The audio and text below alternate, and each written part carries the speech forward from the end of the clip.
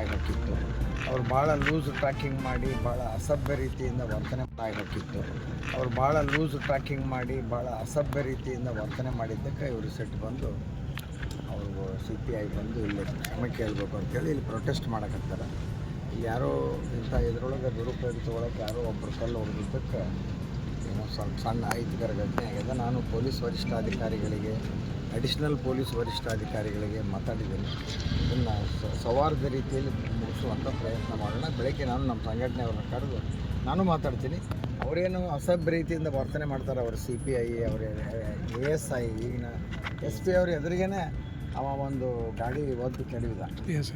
SP ನಿಂತಾರ ಎದುರಿಗೆ, ಅವ್ರ ಎದುರಿಗೇನ PC ಅಲ್ಲವ ASI ಅಂತ ಖಾಲಿಲೆ ಒದ್ದ ಗಾಡಿ ಕೆಡುತ್ತಾನ. ನೀವು ನೋಡಿ ನಿಮ್ಮ ತಲೆಗಿನವ್ರು ಯಾವ ರೀತಿ ನಡ್ಕೊತಾರ ಅಂತೇಳಿ ಹೇಳಿದೆ. ನಾನು ಅದನ್ನು ಕರೆದು ಅವ್ರ ಮೇಲೆ ಆ್ಯಕ್ಷನ್ ತೊಗೊಳ್ಬೇಕು ಅಂತೇಳಿ ಇವ್ರಿಗೂ ಕೂಡ ಕರೆದು ನಾಳೆಗೆ ಸಮಾಧಾನ ಆಗುವಂಥ ರೀತಿಯಲ್ಲಿ ಮಾತಾಡ್ತೀವಿ. ಎಲ್ಲರಿಗೂ ಧನ್ಯವಾದ.